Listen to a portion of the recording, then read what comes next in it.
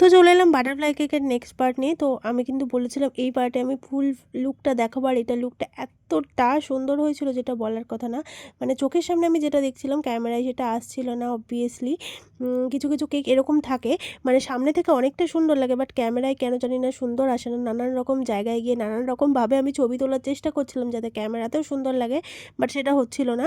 তো যাই হোক, এখানে দেখতেই পাচ্ছ আমি ফ্লাওয়ারগুলো আগে থেকে করে রাখছিলাম।